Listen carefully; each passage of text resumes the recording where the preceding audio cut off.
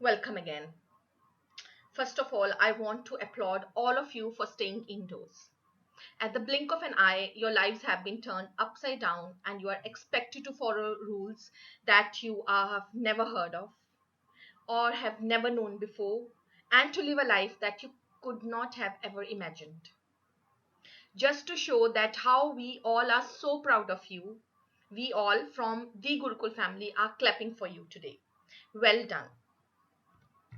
Now, continuing with our studies, we will do lesson number 2, a narrow escape today. Before we start, do you know the meaning of the phrase to have a narrow escape? It means a situation in which you only just avoid danger, difficulties, or trouble. For example, a woman had a narrow escape yesterday when her car turned on the road. He was shaken by his narrow escape from death. And according to today's circumstances, I hope after few days we can say we all had a narrow escape from the pandemic coronavirus. Now I want you to think of an incident when you had a narrow escape from something or someone. All right. Now something about the author. Leela Majumdar was a prolific writer in Bengali. She is the author of several children's books as well as novels for adults. She also translated Jonathan Swift's Gulliver's Travels and Ernest Hemingway's The Old Man and the Sea into Bengali. She won many prestigious awards for her contribution to the Bengali literature. Now we come to the introduction of the lesson. This story tells us a little peek into the lives of the people during the World Wars. It's a story about a young man's strange experience in the hills. It is full of mystery and adventure.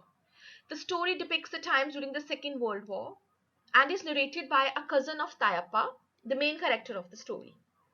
Tayappa's family decides to move from Calcutta to Khersong during the Second World War as they were scared of being bombed. The story becomes spooky in the end. Now the characters. Tayappa. Tayappa is the main character, as I already told you. He, along with his family, lived in Calcutta during the Second World War. He was an obedient and responsible person as his family trusted him enough to go and check out the house in the hills before relocating themselves there. And he agreed to do so obediently as well. Tayappa's family was planning to relocate for a few months to Khersong. Khersong means the lands of white orchids. He was adventurous as it took a long train journey just to check the house. Tayappa was a very kind and generous man as he not only gave the old Englishman shelter but also looked after him. He made tea and dinner for him and gave his blanket also to the old man. The Englishman, a rickety, very weak, frail, bony, old Englishman carrying a small briefcase and absolutely soaking wet, knocked on the door of the house that Tayappa had come to check. He was very weak and had high fever. The old man carried a lot of money with him. Tayappa found the man very friendly but mysterious, as he avoided discussing about the money he was carrying. His presence, though, gave the story a very spooky end. Now, we come to the summary. This is a story of a young man's very unusual experience in the hills. It happened during the Second World War when people were trying to move to safer places as they were scared of being bombed. Now, Tayappa and his family were living in Calcutta, but they decided to relocate themselves to hills for a few months. But they wanted to check the house first, so Tayappa was given the job of inspecting the house in the hills of Khersong. Tayappa took a train and landed among the beautiful and serene hills of Khersong. From the station, he took Bhau Hill road to the cottage. Tayappa found a single picturesque house, beautiful, charming, out of the postcard. The house was fully furnished and had all the basic amenities. Basic amenities means had hot water, the kitchen was fully equipped, there was a sitting room, there was proper bedrooms, and they had blankets, quilts, all the basic needs. The house ticked all the boxes and the location was perfect too. Thayappa concluded that the house was perfect for his family for a few months' stay. Suddenly it started raining cats and dogs, means it started raining very heavily. And at the same time, someone knocked at the door. Tayappa found a very frail looking old Englishman carrying a breakfast, soaking wet from head to toe, looking at him. He was shivering in the cold and his teeth were chattering incessantly, means continuously. Tayappa invited him inside the house. He gave him dry clothes, fed him, gave him blanket and his favorite hot water bottle also.